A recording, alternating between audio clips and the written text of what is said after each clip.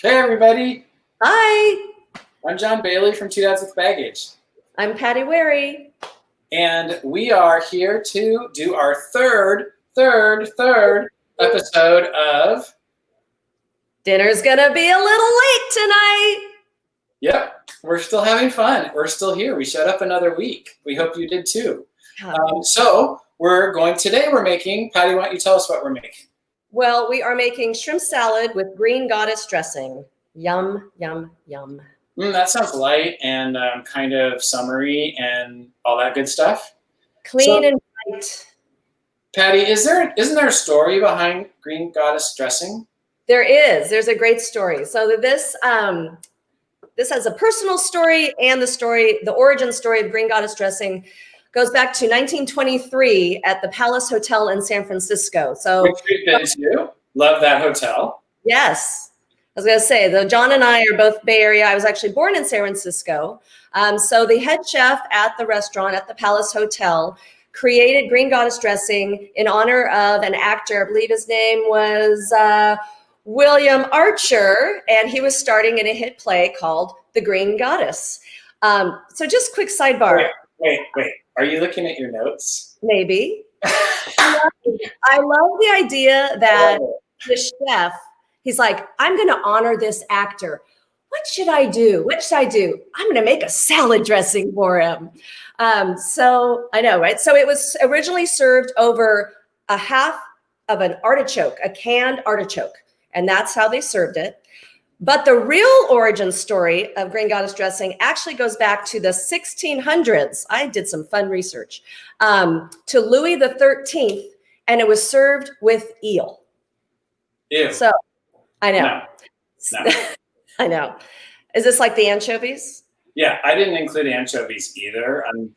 I couldn't do it, but we'll get to that. So we're making this green goddess dressing. It has a history. Patty's put her own little spin on it because that's just the way she is. She's a spinner.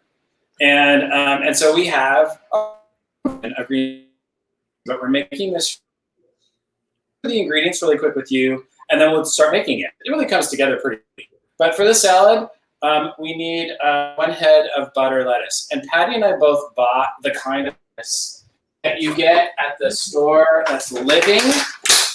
So it pops out. Oh, it popped. It pops out like this, but it's got a root on the bottom, so it stays fresh for a really long time. And there, see, Patty's showing it too. So butter lettuce, an avocado, gorgonzola cheese, and lemon wedges. So that's the lettuce part of the salad. And then for the shrimp, we have 8 to 10 medium-sized shrimp. There's a cup of white wine, which we love, right? Half a lemon, some peppercorns, a few stems of parsley, and salt. So that's it. And Patty, why don't you tell us a little bit about what goes into the green goddess dressing? So the dressing has a lot of ingredients. Patty, you're frozen. You were frozen a second ago. Am I still frozen? No, now you're not. Okay. I think the internet gods are not loving us right now, John, but that's okay. All right, so this dressing does in fact have, well, before I start, the thing about this dressing, it's really cool because it's such an old recipe. If you're familiar with it, you know that there's been a lot of different iterations over the years. And there's a lot wine in it? No, well, kind of. But there's a lot of different variations you can do. But today, we're making it with anchovies because I love anchovies. But if you don't love anchovies, you could use capers to get that salty feel. So I am team anchovy. John. I am team capers. No anchovies, please. I know. Was that Jay Giles? That was Jay Giles? Jay Giles. Yeah. I thought it was that was from the 80s. That was an 80s reference for you that are like millennial. You don't get it. But Jay Giles' band was really amazing when we were in high school. I thought that was the Tubes. It's the Jay Giles. No, Giles. No anchovies, please. So anchovies, garlic, parsley, fresh basil, fresh tarragon, fresh chives, and some lemon juice. Some white wine vinegar or champagne vinegar was what we're going to use today. Mayo, sour cream, anything else? Little Dijon mustard, and Dijon and salt and pepper. So it's actually really easy. But before we get into that, we're going to start our water to poach the shrimp. So as John said, we've got these ingredients here. So my water's boiling, and we're just going to throw in these ingredients, and they're just going to flavor the water. So when you poach the shrimp, theoretically, it's going to give the shrimp some flavor. Actually, the jury's a little bit out on what a big impact this makes, but it's kind of fun to do. So I'm throwing in that parsley. It looks pretty. I know, and it's fun. And the salt. And I love, you can squeeze the lemon juice, throw that lemon juice in there, and then throw the lemon half in there too. And I got some peppercorn. So How many peppercorns?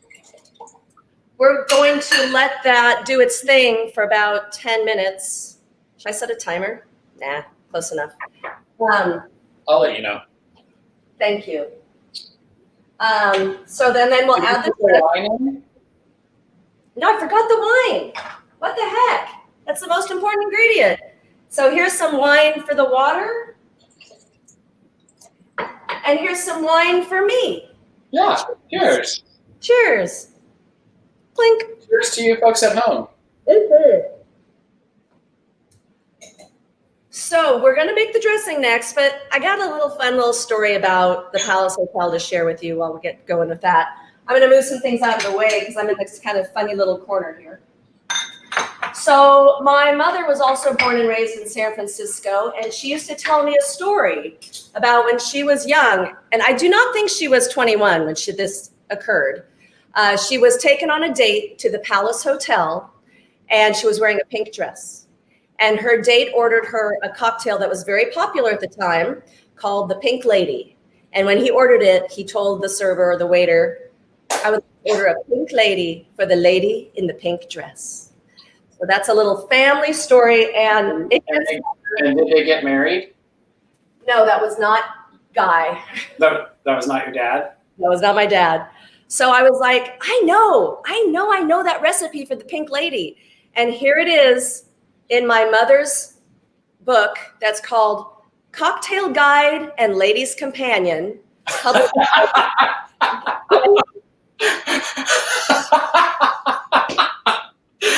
Oh my God, wait. It's called Cocktail Guys and Ladies' Companion. Because those two things go hand in hand, don't they?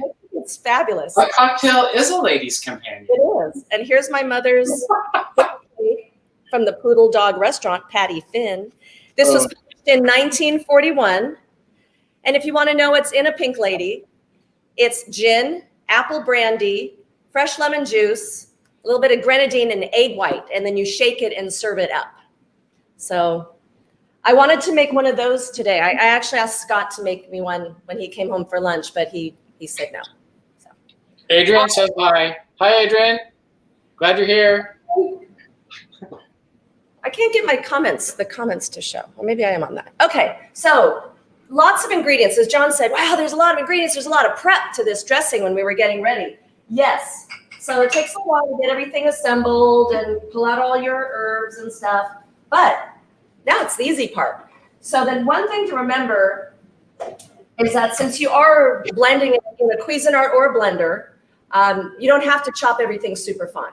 So for example, what do I do with my garlic clove? And we decided Patty's using a Cuisinart and I'm using a blender. So we can show you how it's done in either. It works in either direction. My Cuisinart's really ugly, so I didn't want you to see it. And my blender's really pretty. And I think Patty's is the opposite, right? I have a new Cuisinart, which I'll move over in a sec so you can see. And my blender is over 30 years old. It's the blender I had when I was a swinging single. So let's just go through the list of our ingredients. Where the heck did I put the list? Here we go. All right, so we're just going to put everything in the Cuisinart. Hey, John, I know you don't like anchovies, but for those people who do like anchovies, I want to just make sure that everybody knows about these Bellino anchovies. I love these because they come in this nice glass jar instead of those metal thingies where you have to pull it across. And you can it's easy to take out the portion you want to use, and then you can just leave them in your pantry. So it's much less messy and smelly than the other kind. So if you don't like anchovies, because part of the reason is that they're kind of a mess, try these guys. So. Hey, Patty, we have a friend from Indonesia that's watching us. Check it out. Oh, hi. That's really awesome. We're global now.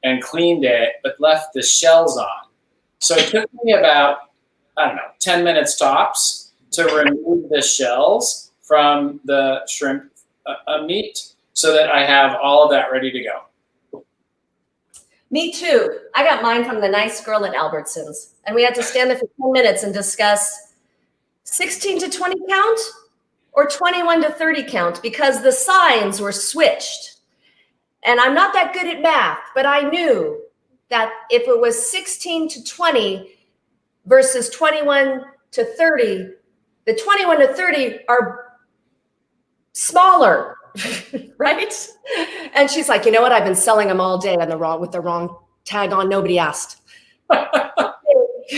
Okay, so these shrimp are this size. So you can see they're not huge, but they're not the tiny little bay shrimp, which really wouldn't work with this recipe because you're looking for something that's a little bit more hearty, but also that looks really good on the plate. And those little bay shrimps are hard to see. So now I'm putting them in to this delicious mixture that we've been brewing.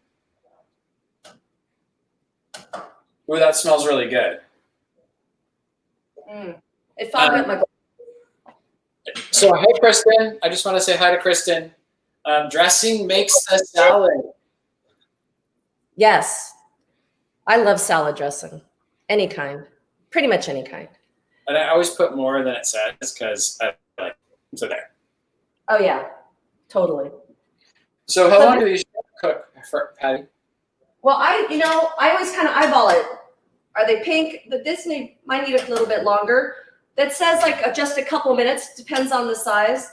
But also. Like 2 minutes? Yeah. So, when they curl up and they're pink, you don't want to overcook them. And then what we're going to do is we're going to put them in a little ice bath.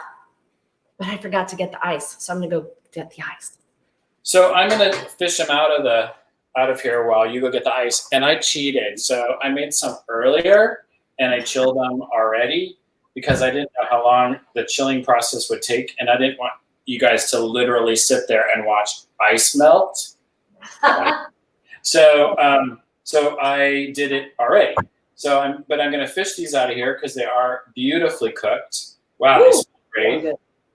It's amazing to me how aromatic just a couple sprigs of parsley, some wine, some lemon, and some peppercorns make this kind of delicious, I don't know, basting sauce or whatever we call it, that this is the soup that we've cooked these in, and they smell fantastic. So this is what they look like. Pretty. All creamy and right out of the bowl, super pink. You don't want to overcook them, so it's okay if there's a tiny, tiny bit of clear still showing in the spine of the shrimp because it will cook itself when you take it out. By the time you get it all in the bowl and you start your ice bath, Patty, ice bath, then it's okay. Internet problems. Sorry about that. Okay, now what do we do? What do we do? We have a glass of wine. We're going to come. Well, speaking of wine, let me get my last couple guys out of here. Why don't we talk about would go well with this? Oh, yeah. Do you have a wine pairing from our resident sommelier? I do indeed. So, and I love this wine pairing. Where is it? There it is. So, Sydney, Som Sid, recommends champagne. And as she says, duh. Or a rosé from Provence, or a Vermentino. And I'm going to use my notes because I want to get it right for you. So I said, well, why? Because I like rosé all day.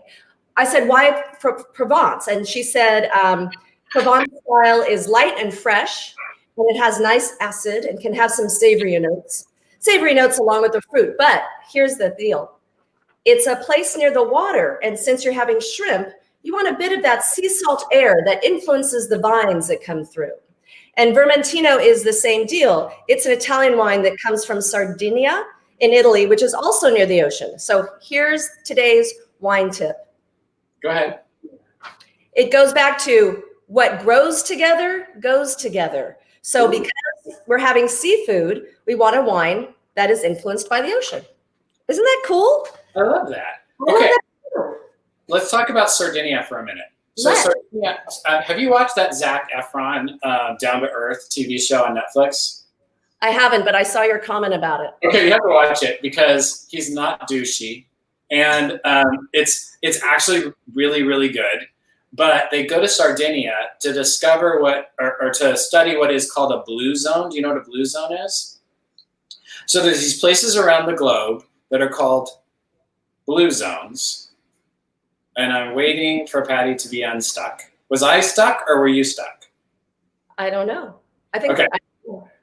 So there's places around the world that are called blue zones, and they're called that because there is a significant number of centenarians. That's hard for me to say. Centenarians, people who are over 100 years old, and like we're talking about lots of them. And Sardinia is one. And they studied why these folks are living so long. They study their diet, their exercise, how they live their lives, and the bottom line comes back down to pasta and wine. And you know what? If that's the truth, then I'm living forever. Yeah. Yeah. I love that. I wonder if Palm Desert is a blue zone. Well, it's a blue hair zone. Yeah, we're close. But yeah, a lot of 80s and 90s. All right. Oh, well, see, you just learn something new every day. That's what our goal is with this show, is to have some fun, have some laughs, but also learn something.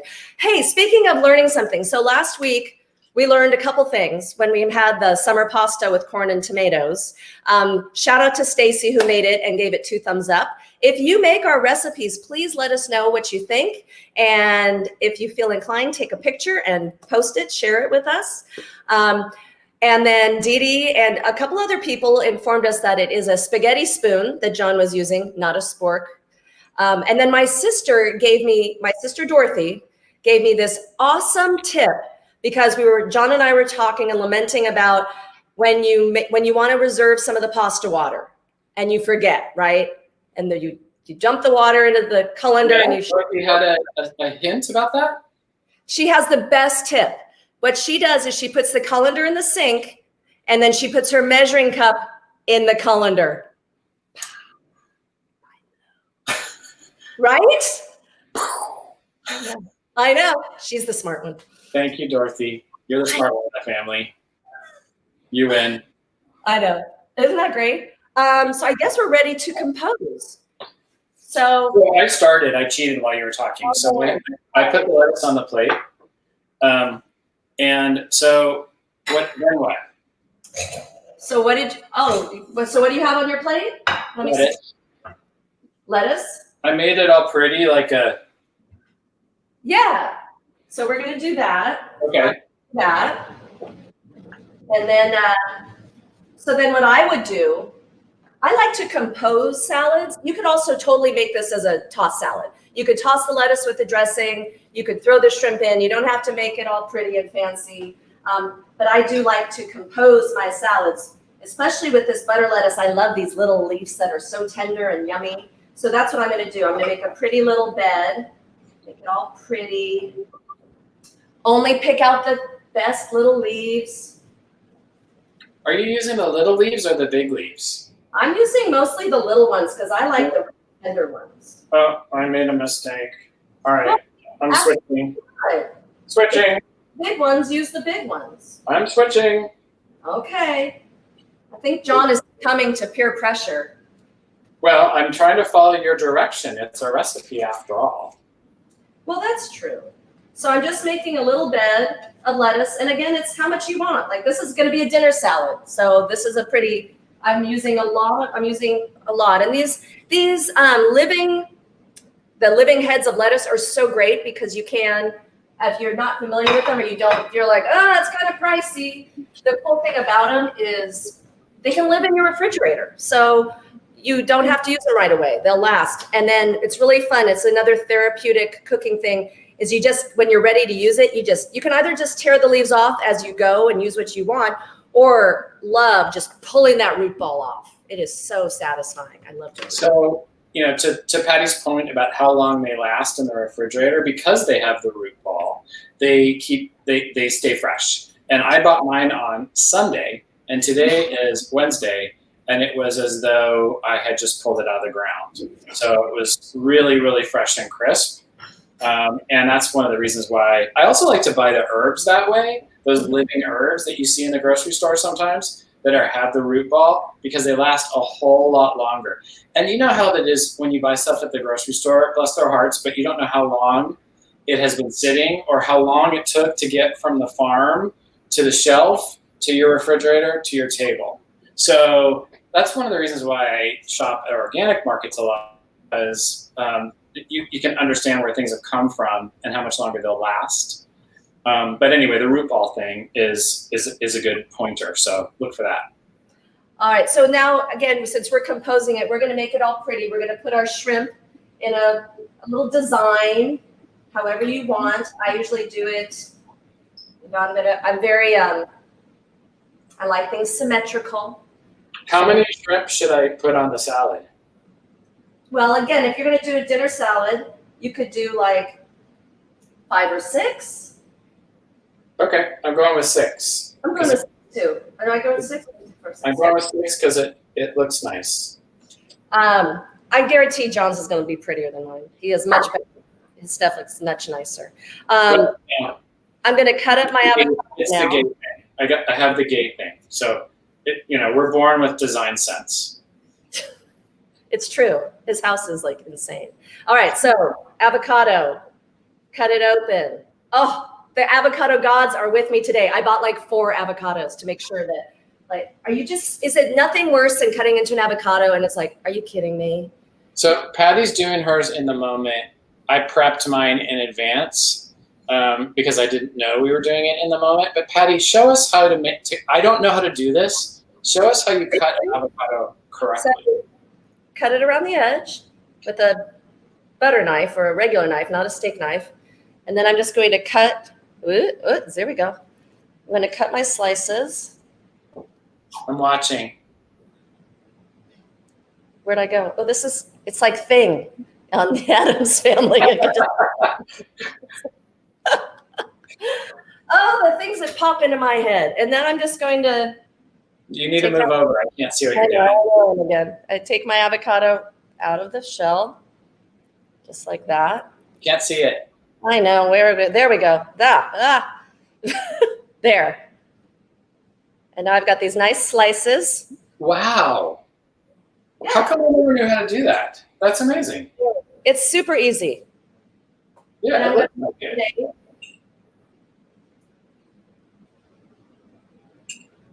Did I do enough? I did. I have the perfect number to go around my shrimp. I think I went a little crazy with the lettuce on my plate. I'm hungry. Well, lucky for you. I know. I'm totally eating this when we go off the air. Okay, now what? How about sprinkling that gorgonzola? I'm going to put mine in the middle, all nice. Yeah. You can do it however you want. And if you don't like gorgonzola, you can use a different cheese that appeals to you. Feta would work, right? Pardon me? Feta would work. Yes, I like feta with shrimp. I do too. It's very Greek. The salty and the sweet go together beautifully. All right, so I'm going to do that. I'm going to sprinkle all over. I feel like mine needs a little something, something. How often do you eat salad as a main course, Patty? For dinner, at least once a week. I make Really? a mean Cobb. I love Cobb salad. And then the go-to is, of course, the chicken Caesar. And then, we do a lot of bowls now that are kind of hybrid salads, with maybe some quinoa or beans. I love salad. So I have been making a taco salad, and literally you use Doritos, and it's so good. Is that in your cookbook? No. Oh. You guys know I'm doing a cookbook? So, yeah, I got a cookbook coming out. And, Patty, I just found out it's November. Ooh. You have a little time to wait. But, yeah, I just wrote a cookbook. So, no, there's a Caesar salad recipe in there, but I don't think the taco salad's in there. I'll have to teach you guys how to do it on another episode. Absolutely. So I think we're ready. So green goddess dressing, super, as John said, super clean and bright and herbaceous and tangy. And it's just, this is a great dinner. Herbaceous. Herbaceous, that's a $10 word. I like I know. it. I wanted to make sure I threw it in. I wrote it down. Herbaceous. See, look, it's very green. Mine isn't as green. It's almost goddessy. Yeah, so if you really want to show someone you are impressed with them, create a salad dressing for them. Wow. All right, so we're ready to whizzle. My daughter's peering around the corner. Sophia, are you hungry? Hi, Sophia. Oh, she's going to work. Okay, so I'm just going to pour it on. You're spooning it on. I'm pouring. Mine's, I think, a little thicker than yours. Mine isn't as green either. I don't know why. Maybe it's this Cuisinart application. You could always serve it on the side. And like I said, you could toss it before. That looks amazing. Can you guys see that at home? I know the lighting's kind of weird. There you go. Look at that. Oh, Patty, yours is beautiful. Thank you. I think it's the color of the plate. Mine looks like a salad pizza. It's very round. Yum. It smells so good. Scott thinks he's having this for dinner. I'm not sure it's going to last that long. I'm eating mine right now. I know. I was thinking about that too. But I made extra so that the rest of the family can have it for dinner. We're nice that way. Well, and this is a good dish for the summer because, you know, it's just light. It's easy to make in advance. You can make this shrimp and just put it in the refrigerator to chill. You can make the dressing in advance. So it's like it's all ready, and all you have to do is assemble it. I mean, we drew it out just to entertain you and the show going. But honestly, this would take like, what, 15 minutes from start to finish? The dressing also makes an awesome dip for like vegetables. I made this the first time for my family at Christmas a couple years ago, and we had like, you know, the extended family over. I literally put it down, and they were like, and when I went back to have some, it was gone. So you could use it on all sorts of different things, anything that appeals to you. You can use it as a side dish or as a sauce for seafood. So whatever you like. So this recipe is almost 100 years old, unless my sisters are now texting and I can see the text. So sorry about that. I wonder if they're texting about Dorothy's shout out. Lynn was saying it was her idea that Dorothy stole.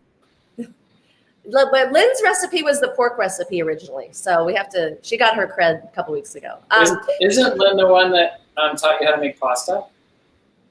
No, my mother taught me how to make pasta. Oh, okay. That's a story for another episode, though. Can't go there All yet. right. We can't give everything away yet. Hi, Dorothy. Lynn. We love you. So, John, can you, before we sign off, tell everybody again, because I've been getting some questions about how do we subscribe? How do we find the recipes? How do we find the show? Yeah, sure. So all these recipes are being posted on twodadswithbaggage.com, and the videos can be seen on Two Dads with Baggage on Facebook. So you can watch the whole video again, and very soon on YouTube. So we're setting up a channel so you'll be able to watch the videos. So right now, check out the recipe on twodadswithbaggage.com. This one isn't there yet because I haven't posted it, but it will be very soon. But last two episodes, the summer pasta with corn and tomatoes is there, and then the pork medallions with sherry and mushroom sauce is there. So we're going to keep posting those for you to refer back to and enjoy. This one will be live by the end of the day. Cool. twodadswithbaggage.com. Number 2. Yeah, see, it's at the bottom. See right there? Oh, right there where your name is? Oh, right there. Oh, yeah, I see it. There it is. That's so clever. All right, so I guess that's it for this week. What are we making next week, Patty? I don't know. We talked about something, and now I can't remember what it was. Oh, yes, I do know. We're making stuffed zucchini with Italian sausage and herbs and vegetables, and it's keto friendly. It's very, very healthy, and it is delicious. And this is something that my grandmother used to make, and then my mom used to make, and I've modified so that it's a little bit more modern and not quite so heavy. So tune in next week for stuffed zucchini with sausage and vegetables. All right. Well, so we'll see you next Wednesday at 1 o'clock for dinner's going to be a little late tonight. Dinner's going to be a little late tonight. It's gonna be a little late now. All right. Thanks, everybody. See you next week. Thanks so much for tuning in. We'll see you next time. Bye-bye. Bye. Bye-bye. Bye. Bye-bye-bye. Bye.